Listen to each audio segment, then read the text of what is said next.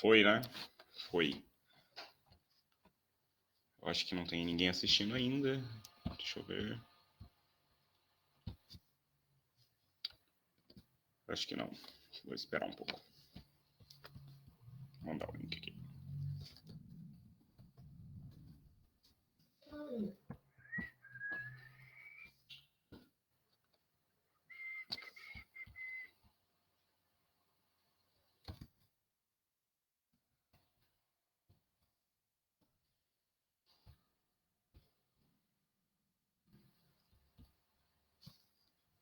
Tá me ouvindo, José? Não sei se tá dando pra me ouvir, tô esperando alguém me dar um retorno.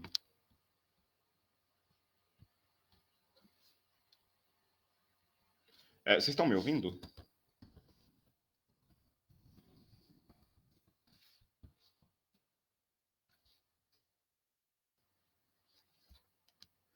Alguém me escuta, por favor? Obrigado. José disse que sim. Bom, então, boa tarde a todas e a todos. Muito estranho estar aqui, nunca fiz esse tipo de atividade. Mas, bem, meu nome é Osmar, eu sou petiano, sou membro do grupo do PET da Geografia, que é o Programa de Educação Tutorial da Geografia. E a gente desenvolve atividades relacionadas aí tanto à pesquisa, quanto ao ensino, quanto à extensão universitária, né? Trabalhando sempre os três eixos das instituições da universidade. Bom, como a gente está nesse período de quarentena, nós do PET adaptamos o nosso cronograma de atividades e trouxemos para as mídias digitais algumas atividades que a gente já desenvolvia fisicamente na nossa sala do PET lá na universidade.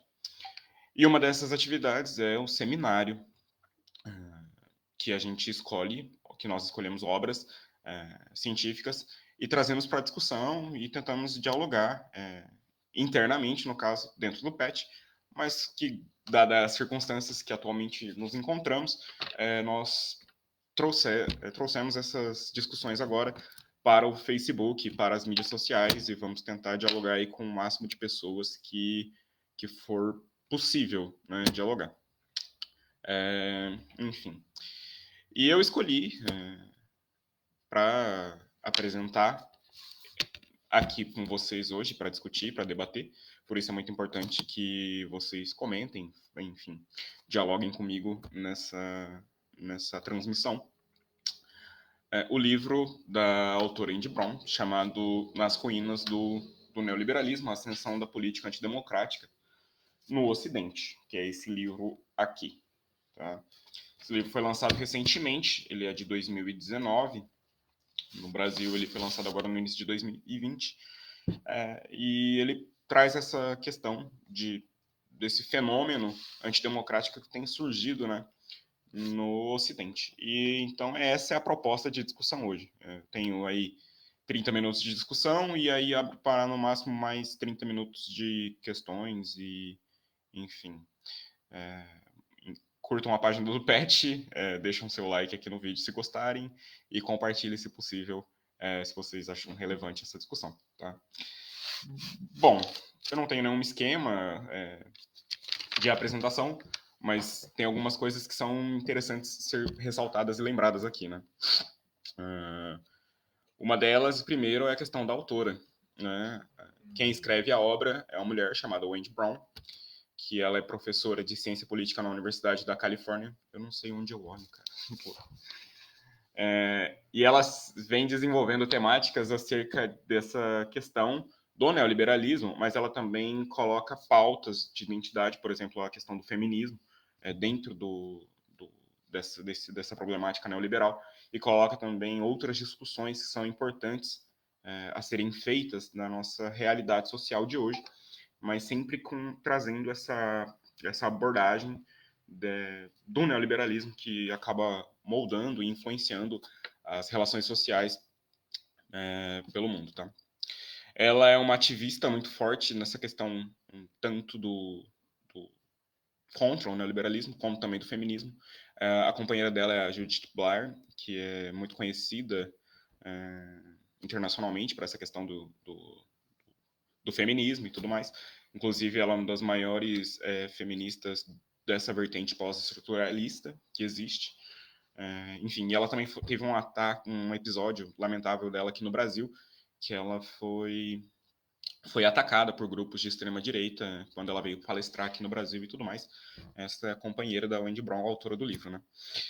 Enfim, e seguindo essa linha de pesquisa dela, que é de uma crítica ao neoliberalismo, uma crítica ao capitalismo hoje existente, ela lançou esse livro, que eu vou mostrar aqui para vocês de novo, que é Nas Ruínas do Neoliberalismo. A Ascensão da Política Antidemocrática no Ocidente. É um livro pequeno, não muito grande, tem ao redor de 300 páginas,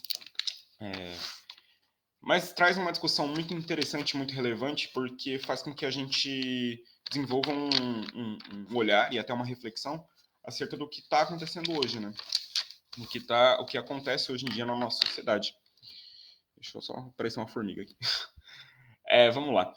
Bom, eu acredito que uma pergunta muito importante para a gente começar essa discussão do texto, da obra da Wendy Brown, é perguntar, e aí já coloquem a resposta de vocês, se vocês tiverem alguma, mas reflitam principalmente, né?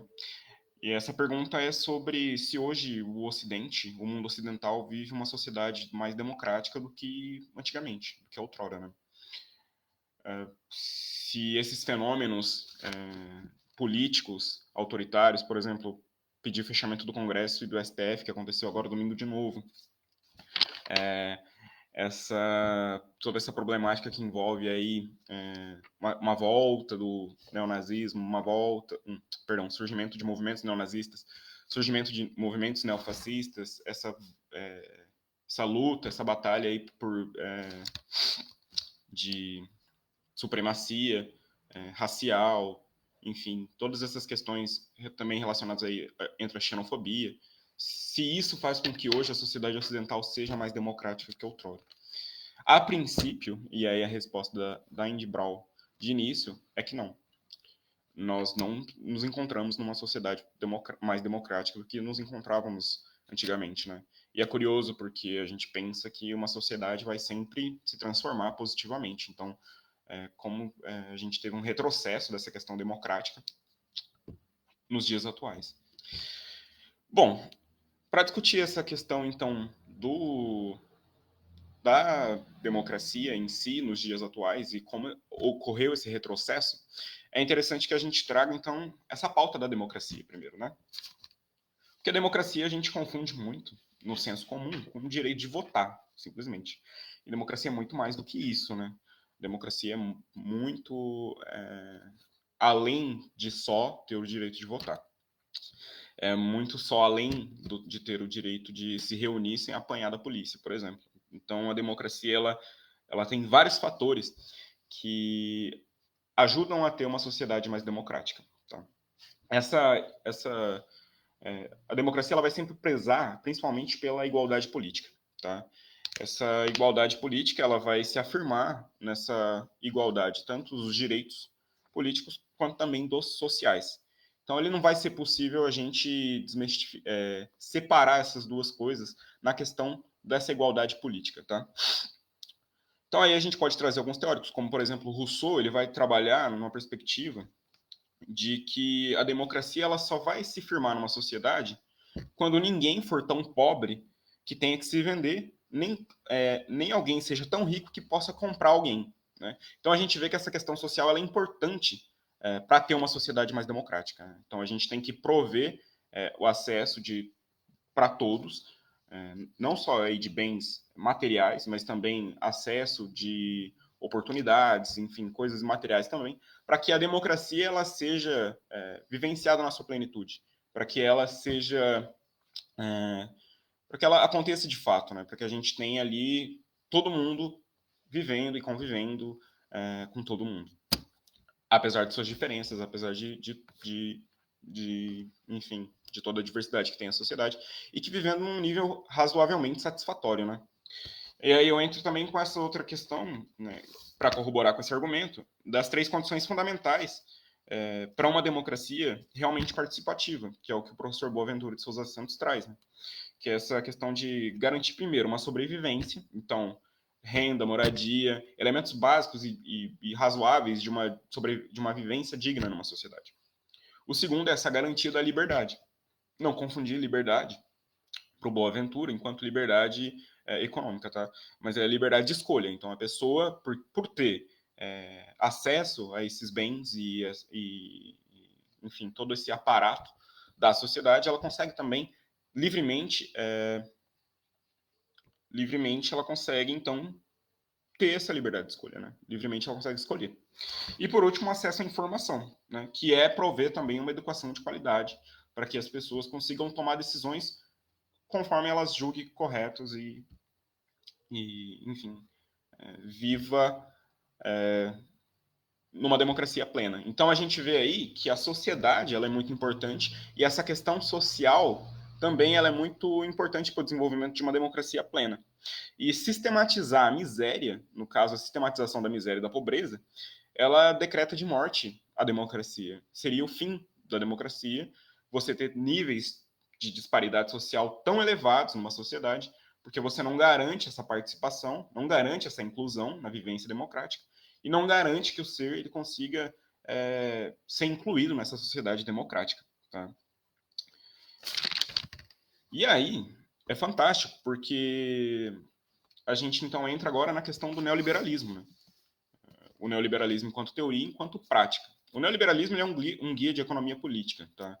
Ele não é, apesar de que hoje ele parece ter se tornado um xingamento, mas ele é um guia de economia política que basicamente ele carrega consigo ideias de como vai modular os preços macroeconômicos, e aí entra a taxa de juro, taxa de inflação, taxa de câmbio, taxa de salário, enfim. Mas ele carrega também um ideário por trás. Né? Ele carrega um conjunto de ideias e pressupostos que fazem com que a sociedade ela vai se adaptando a essa hegemonia, a essas ideias neoliberais. Então, para a gente entender como que se dá o neoliberalismo na ideia e na prática, a gente tem que rememorar os criadores e os formuladores das ideias neoliberais. E aqui a gente resgata os dois principais, né? Apesar de que tem um grupo também muito importante no desenvolvimento das ideias neoliberais. Os dois autores principais seriam o Milton Friedman e o Friedrich Hayek, que são os autores que formularam o neoliberalismo, que propõem essa nova concepção aí de arranjo institucional da sociedade. Tá? O Hayek ele vai ter uma crítica muito forte a essa questão dessa interferência do Estado. Por quê? Se a gente pegar, eu falei aqui anteriormente que a democracia, para se valer, ela precisaria efetivamente ter esse social forte, essa sociedade forte. Né? E isso, basicamente, na história humana, ela foi promovida pelo Estado, o Estado de bem-estar social. E o Hayek ele é contra esse Estado de bem-estar social porque ele diz que essa promoção do social por meio do Estado é uma intervenção na liberdade individual. E isso faz com que o Estado ele se interfira inapropriadamente nos mercados. Tá? Ele acredita que os cidadãos devam ser os principais condutores da sociedade, não um Estado apoiado nas suas intencionalidades de alterar o local, de promover essa, digamos, inclusão social e essa maior igualdade, maior, digamos assim, igualdade mesmo da sociedade, tá? Então, ele é contra, né, essas duas premissas básicas dessa democracia, desse estado de bem-estar social, que seria a sociedade e seria o social, que é o que a gente já falou aqui. Ele diz que sociedade é uma noção muito falsa. E aí, se você pegar as ideias neoliberais e quem reproduziu o neoliberalismo, segue essa tendência. Né? A gente tem ali a Margaret Thatcher, que foi uma das primeiras, junto com o Ronald Reagan, um dos primeiros governantes a implantação da política neoliberal em seus países, no caso dela, a Inglaterra. E ela falou certa vez que sociedade não existe. Né? Então, eles prezam para que a sociedade não existe, e sim existe o indivíduo. existe o indivíduo e as suas intenções na sociedade. Na sociedade não, intenções no coletivo, na comunidade. Tá? Ele vai usar ali desde de argumentos epistemológicos até filosóficos, políticos, econômicos para dizer dessa questão da liberdade. Para dizer que essa intervenção dessa justiça social fere a liberdade do individual, a liberdade do indivíduo. Porque ele fala que ele defende a ideia de que quando o Estado ele entra para promover a igualdade, ele acaba interferindo na liberdade de um indivíduo para dar para o outro, digamos assim. E não seria o papel do Estado fazer isso. Tá? Ele diz então que a sociedade ela é inadequadamente, usada para denotar a cooperação humana e interpessoal, mas ela na prática ela não vai existir porque ela é corrompida, ela é feita por intencionalidades que não existem, o que existe é o indivíduo e não a sociedade, tá? E ele vai defender que no lugar desse Estado guiar a sociedade para uma maior vivência democrática e justa, igualitária, ele defende que isso seja transferido para a moral e para o mercado. Tá? Então, é o mercado e a tradição moral que deve guiar a sociedade, não o Estado. O Estado não deve se interferir para promover a igualdade, porque o Estado, assim, interfere nas liberdades individuais. O que deveria ser o guia da sociedade é o mercado e a tradição. No caso, a tradição moral. Tá? Bom, dito isso, eu acredito que seja muito importante discutir a tradição segundo Hayek. Né? Por quê? Como segundo Hayek, como o Hayek ele tem essa visão que o político e a política não prestam e elas só fazem distorções na sociedade e, enfim, elas acabam oprimindo-se e rompendo suas liberdades, ele vai defender que a tradição ela seja o guia condutor de uma sociedade. Tradição para o Hayek... desculpa, gente, eu estou em casa, então se vocês ouvirem algum barulho aí, foi mal. A tradição, segundo o Hayek, eu pronunciei errado, desculpa. Segundo o Hayek, ela vai ser aquela tradição formada socialmente, tá? Então a gente segue um conjunto de normas que a gente às vezes nem reflete sobre de onde veio, por que veio, mas a gente simplesmente segue esses conjuntos de normas, tá?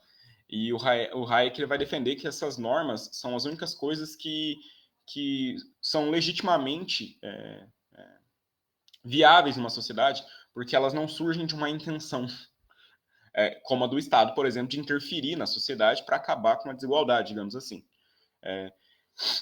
Essa tradição, então, ela vai surgir como produto da história humana, da vivência humana e da evolução, e como elas vão entrando em conflito, em constante conflito, as que sobreviveriam com o passar do tempo seriam as melhores tradições, e as melhores tradições seriam as que vigorariam. Tradição também, nesse sentido, ela vem muito ligada à tradição de mercado, tá? Porque o Hayek ele considera também o mercado como um produto da tradição humana, porque, primeiro, é um fruto de uma relação, das relações humanas, e, nesse sentido, o mercado ele também se legitima como influenciador da sociedade, embora ele não use esse termo, né? Mas como influenciador legítimo das conduções das relações sociais, porque ele é também uma criação humana, enfim,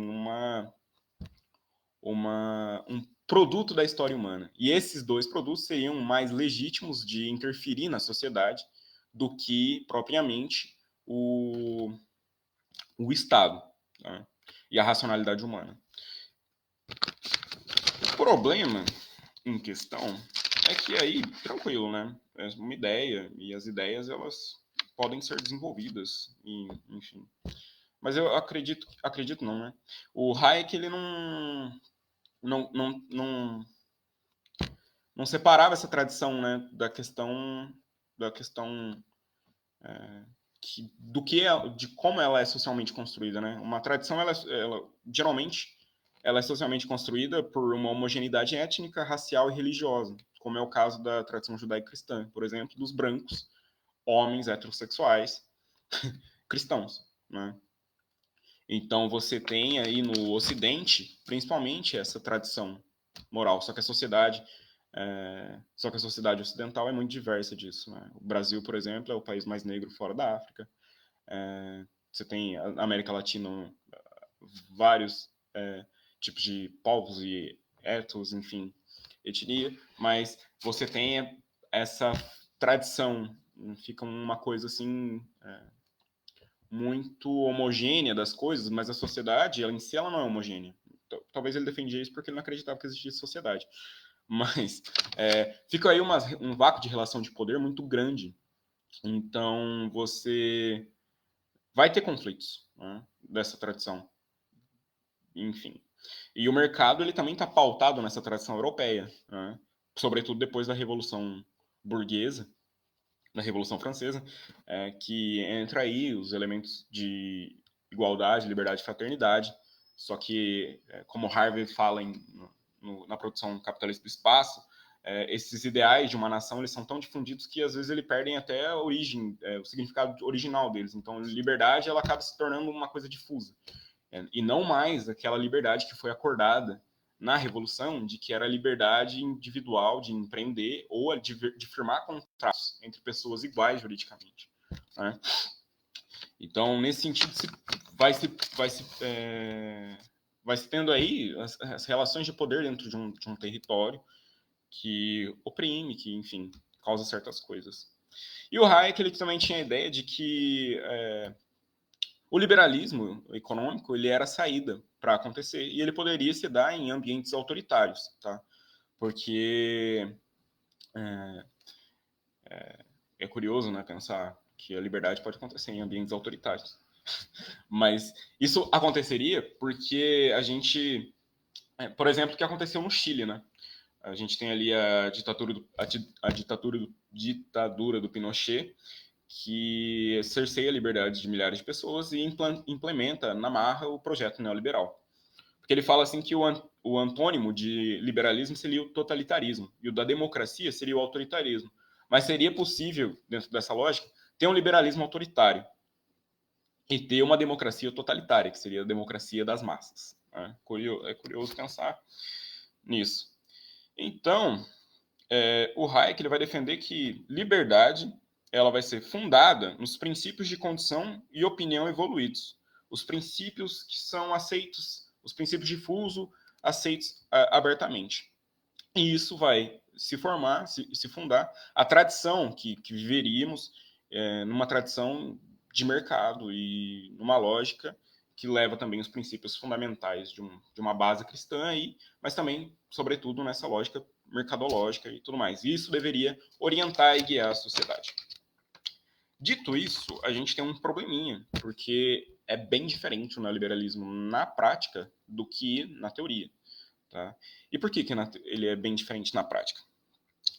Porque o Hayek ele defendia a ideia de que o Estado ele não deveria defender interesses de ninguém. Né? Não deveria defender os interesses tanto dos pobres, do povo, da democracia, quanto dos ricos. O Estado não deveria ser uma plutocracia. Mas o que a gente vê hoje é que os Estados nacionais que seguem a política neoliberal são plutocracias. O Estado é cooptado pelo mercado. A gente vê isso no Brasil, por exemplo, a gente vê isso nos Estados Unidos, a gente vê isso no mundo ocidental, nos grandes países ocidentais do capitalismo ocidental, a gente vê isso, que o Estado ele é corrompido e cooptado pela iniciativa privada. Né? O Estado formula leis para favorecer o mercado de certa forma. A gente vê isso aí nas reformas trabalhistas que estão tendo, enfim, para beneficiar o capital, o grande capital. Ele acreditava que essa vivência por meio da moral e da tradição acabaria pacificando, né? Pacificando a política, pacificando a vida social e tudo mais, mas o que a gente vê é justamente o contrário, né? A gente vê aí que líderes demagógicos surgem, principalmente agora depois nessa última década surgiram vários líderes demagógicos e inclusive o que nos governa, defendendo pautas moralistas que causam certa sensação de pertencimento em alguns grupos, mas que, enfim, não causou essa pacificação política. Essa pacificação política não aconteceu. E em vez de ordenar e moralizar a sociedade, que era o que ele pensava, o que a gente tem é que essa moralidade ela se transformou num grito de guerra. E aí a gente entra na segunda parte do livro da Wendy Brown, já estou falando demais. Essa segunda parte ela é interessante, por quê? Porque o Hayek, então, ele defende essa tradição e essa moral, e principalmente surge um conceito bastante interessante, que é essa esfera pessoal protegida. Como que seria isso? É que assim, como o Estado ele viveria ali para, enfim, interferir nas vidas humanas, o Hayek colocou ali que a esfera pessoal e protegida, ampliada, ela serviria para brecar essa interferência do Estado. E é o que a gente tem visto agora, recentemente. Essa esfera pessoal e protegida nada mais é que a moralidade das pessoas e que fazem com que as pessoas se agarrem a pautas morais, a pautas, digamos assim, os movimentos conservadores e, enfim, que são coisas que defendem a supremacia de algum grupo em detrimento de outros, né? Não defende a comunhão e a igualdade, vai defender a supremacia, a hierarquização da sociedade. Tá? Essa esfera pessoal e protegida, ela vai partir desse, digamos assim, irracional, que seria as nossas crenças, as nossas fés, e ela vai atingir o Estado, porque, por exemplo, ela traz dois casos aqui flagrantes que acontecem isso nos Estados Unidos, que é o caso do Jake Phillips na Master Pies Cake Shop, que certa vez um casal homossexual entrou nessa loja de bolos que o Jake Phillips fazia, e ele se recusou a vender bolo para o casal homossexual. É lamentável. Por dizer que aquilo não condizia com as crenças dele. Né? E aí a gente tem duas situações. Isso é discriminação, conforme diz as leis americanas, ou ele está seguindo a moralidade e os princípios dele e isso tem que ser respeitado? Então, isso foi parar no tribunal e a justiça americana acabou dando ganha-causa para o Jake Phillips, porque dizia que nos bolos que ele fazia estavam ali a expressão de uma vocação que ele referia a Deus, e então isso feria fazer com que ele fosse punido por não ter vendido um bolo dele para um casal homossexual, feria a liberdade de expressão. Né? Então, fica aí esse aumento dessa esfera pessoal e protegida. Não importa o que eu estou fazendo para a sociedade, o que importa é eu e meus princípios. Né? Não importa se isso causa mal ao outro, enfim, se causa preconceito, discriminação, atos de violência. O importante é o que eu creio, o que eu penso. E outro caso muito emblemático nos Estados Unidos é a questão do aborto. Né? O aborto nos Estados Unidos ele é liberado, como lá você tem uma república federativa diferente da brasileira, você tem ali que os estados são independentes. Então, tem estados que a lei do aborto é regulamentada, tem outros que é criminalizada, enfim, tem várias diferenças nos 50 estados americanos. E a Califórnia foi um estado que legalizou a questão do aborto e, inclusive, regulamentou essa questão da legalização do aborto para clínicas privadas que quisessem fazer essa questão do fazer o aborto de fato. Bom, isso dito, ela criou totalmente uma regulamentação que pedia para que essas clínicas privadas que fossem fazer o ato do aborto, se propusessem a prestar esse serviço, eles tinham que dar informação de, tipo, enfim, todas as informações relacionadas ao procedimento, ao tratamento psicológico, enfim, dessas informações que dão maior independência para a mulher na hora de fazer esse ato. E aí tem uma galera evangélica nos Estados Unidos que é os Crisis Pregnancy Centers, que é um centro criado pela igreja evangélica que se dizem uma clínica médica para prestar esse serviço do aborto. Só que eles não são isso na prática. Eles simplesmente não passam as informações oficiais que o governo manda por lei, eles não passam as informações também relacionadas ao aborto, ou seja, eles mentem na cara dura e tem uma série de nuances também por trás disso. Por exemplo, eles ocupam estabelecimentos que eram outrora usados por clínicas que prestam o serviço do aborto, eles mentem para as mulheres, dizem que assim, bizarro. Eles tinham que prestar um serviço, mas eles mentem descaradamente, mentem.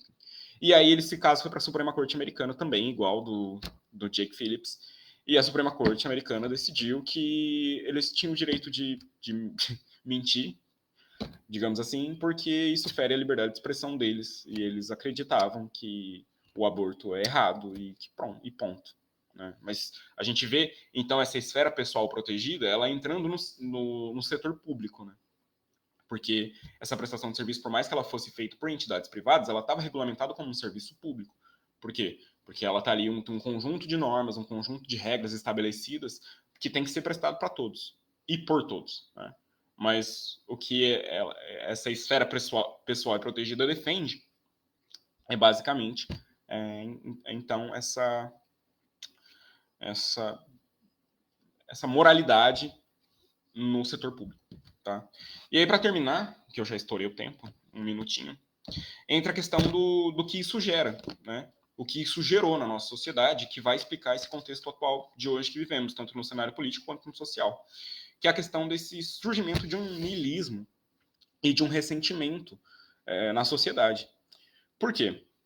Bom, o niilismo é um conceito do Nietzsche, que a Wendy Brown trabalha muito bem, que é a questão do valor perder o seu valor.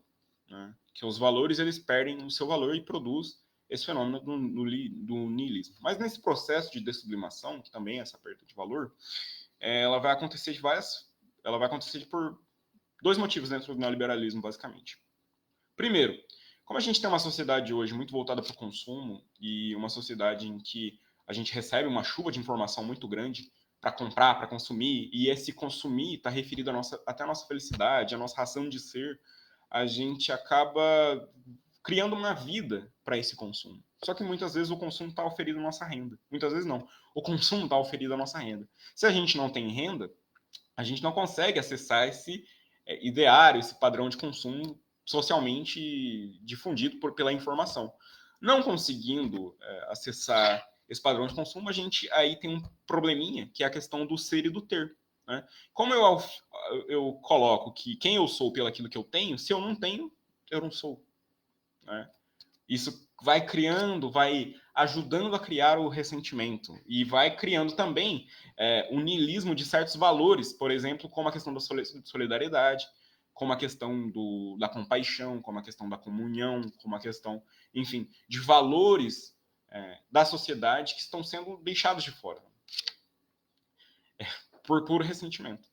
E outra questão é que quando você defende esses valores, digamos assim, eu sou contra o aborto, eu sou contra não sei o quê, eu sou de Deus e não sei o que lá, eu defendo a Bíblia e os valores judaicos cristãos de uma forma tão, assim, efusiva, você acaba extrapolando esses próprios valores. Por exemplo, os que falam da vivência de Jesus, mas apoiam a segregação, apoiam o porte de armas, por exemplo. Né? Apoia Jesus, mas é a favor da pena de morte. Então, coisa assim que vai fazendo perder os valores reais daquilo que a gente mesmo defende. Então, a pessoa defende cegamente não, perdão, defende o amor de Jesus, mas ela, na prática, aquilo fica tão efusivo, mas tão efusivo que aquele valor ele é despido de valor, né? E aí você tem a produção do niilismo e essa questão dessa raiva exacerbada que tem na sociedade de hoje, tá? A gente tem, então, a produção do neoliberalismo. E esse ressentimento, essa raiva acumulada por essa questão neoliberal faz com que surja salvadores da pátria, até por uma questão judaico-cristã, que a gente acredita num salvador, que vai instalar o chicote e vai vingar a nação de todos os problemas que existem.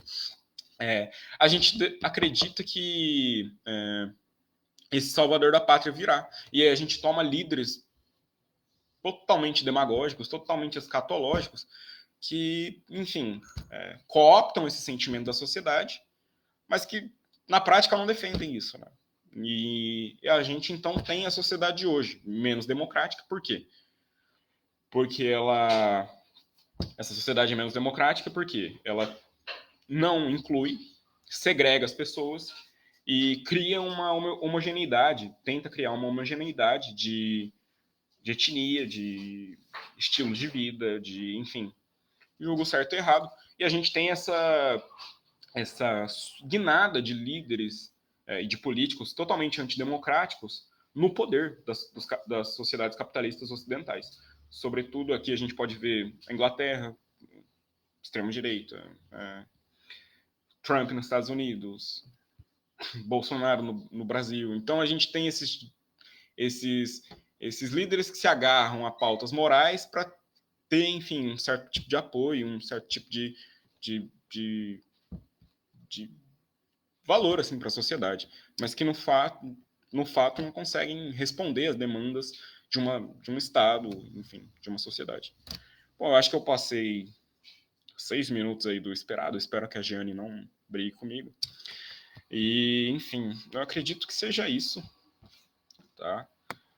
Se alguém tiver alguma pergunta, eu vou responder agora. A Giane perguntou: Osmar, alguns países têm se pronunciado no sentido de preparar o modelo econômico de decrescer no pós-pandemia. A Holanda é um exemplo disso. Como você vê diante da limitação de todos nós?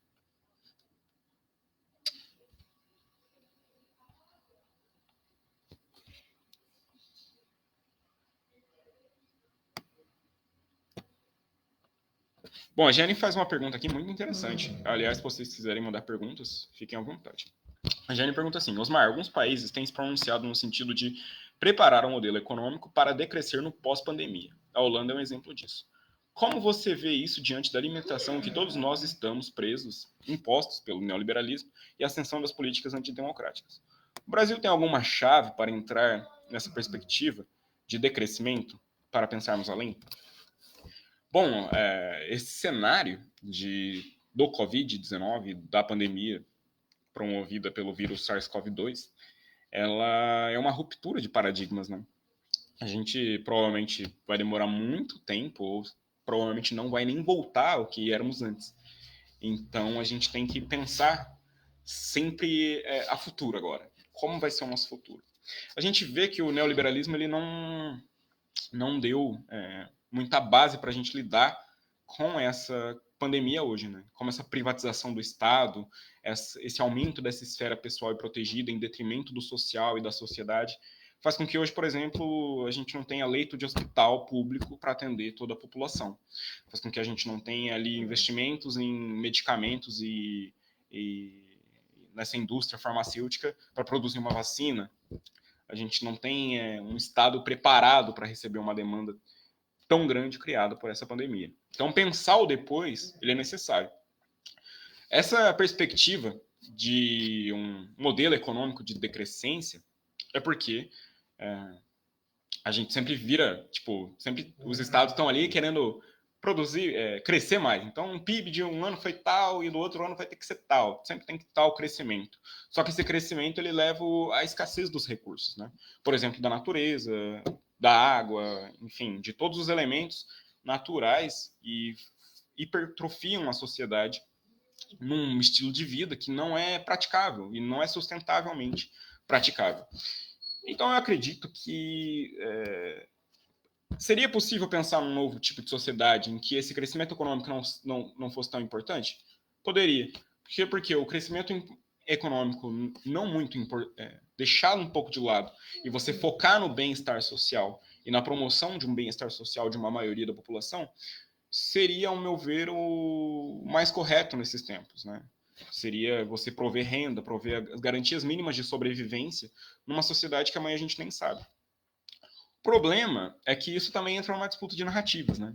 A Elaine Brum tem um artigo fantástico no Brasil é o País sobre isso, que ela vai trabalhar que essa disputa de narrativa já começou. A gente tem ali o capital financeiro, o setor financeiro, pregando a volta do passado, né? A volta da normalidade. E a gente tem, por outro lado, um outro grupo defendendo que a gente não. Esse momento faz com que a gente olhe para a nossa sociedade de hoje e vislumbre, e pense, e reflita sobre outro tipo de sociedade no futuro. Eu acho que o Brasil, sinceramente, eu, como um mero otimista, eu acredito que o Brasil pode entrar numa política que deixa essa importância e essa busca por crescimentos, simplesmente por crescer, crescer, crescer, e foque nesse social. Eu acredito isso como um mero otimista. Mas eu acredito que também o que está acontecendo na prática são momentos ainda mais de retrocesso, tá? Lideranças políticas nossas hoje também defendem ainda mais esse retrocesso. Por exemplo, Paulo Guedes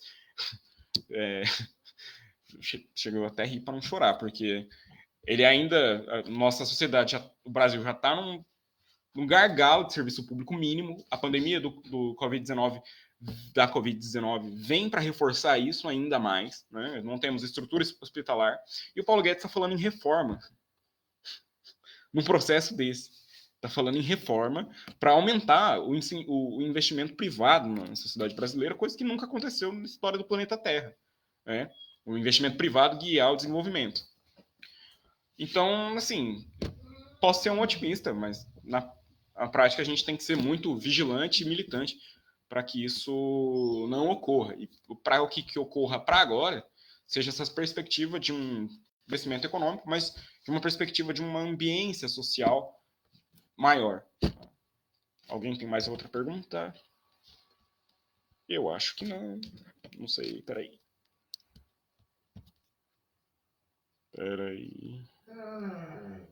Deixa eu ver. O Alfredo tá chorando. Porque ele quer que eu jogue a bolinha pra ele. Bom, só deixa eu abrir o WhatsApp aqui. Porque eu acho que alguém fez uma pergunta.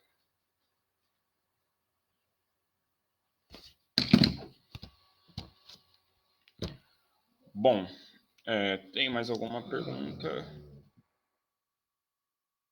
Eu acredito que não, né? Bom, você não tem nenhuma pergunta a mais? Ah, tem sim, o José perguntou. Obrigado, José, pela sua pergunta. Ele pergunta assim: Osmar, estamos vendo atualmente países que antes da pandemia adotaram modelos neoliberais e agora a pandemia abandonou esse modelo para adotar políticas keynesianas. O keynesianismo pode ser uma segunda via para os países neoliberais? Uma válvula de escape? Bom, muito obrigado pela sua pergunta, José. Eu acredito que a gente tem que tomar muito cuidado para falar num retorno do keynesianismo nessa perspectiva da pandemia, né? Evidentemente que o incentivo público e o gasto público ele volta a ter uma relevância muito grande. Então, países, por exemplo, como o Brasil, os Estados Unidos, todos os países da União Europeia, a China também, estão fazendo aí um dispêndio de gasto público, aumentando seu gasto público muito, em nível elevado, dada a realidade anterior. Mas isso não é uma política keynesiana, né? A política keynesiana é uma política de investimento contracíclico na economia. Então, não necessariamente esse gasto, aumentar o gasto, não necessariamente é uma política keynesiana. E sim esse investimento que gera contraciclicamente a economia. Então, eu acredito que o keynesianismo ele pode ser, digamos assim, esse gasto público ele vai ser aumentado agora na época da pandemia, tá? Porque precisa dar conta e precisa oferecer resposta para a população disso que está acontecendo, para isso que está acontecendo. Mas posteriormente a isso, eu não sei se esse investimento ele vai existir de fato, sobretudo promovido pelo Estado. O keynesianismo pode ser uma válvula de escape aí para a superação dessa crise que virá e já veio, já está atingindo milhares de pessoas. Mas eu tenho um certo receio se essa elite financeira neoliberal que existe no mundo vai se sucumbir a esse dogma posterior a esse fenômeno. Tá? Eu respondi. Alguém mais tem alguma pergunta? Se não tiver, aí eu acabo por aqui, porque estamos a 44 minutos. Olha só, falei pra caramba. Gente, eu queria agradecer a todos e a todas que participaram dessa live. É uma coisa muito nova, eu nunca tinha feito. Espero que eu tenha conseguido desenvolver essas ideias com vocês de uma maneira mais tranquila e espero que vocês tenham conseguido entender alguma coisa. Preparei um roteiro, mas na hora a gente acaba não funcionando do jeito que a gente previa, né? Mas acredito que deu para fazer uma introdução desse debate muito importante, que é esse debate da realidade que hoje existe no mundo ocidental, que são essas políticas antidemocráticas que são reinando, né? A gente vê isso no Brasil, pessoas pedindo a volta do AI-5, pessoas pedindo o fechamento do Congresso, do STF. A gente vê isso nos Estados Unidos, onde grupos supremacistas estão crescendo, aqui no Brasil também, e vários países da União Europeia. Então, acredito que é importante a gente debater esses assuntos, mesmo que minimamente de forma introdutória. Acho que cabe aí a quem se interessar por essa temática pesquisar, continuar pesquisando, e acredito que o PET vai continuar propondo, né, mais discussões sobre essa que são muito relevantes para a atualidade. Eu queria agradecer, enfim, a todos que participaram, todos e todas que participaram, e ficamos por aqui. Muito obrigado.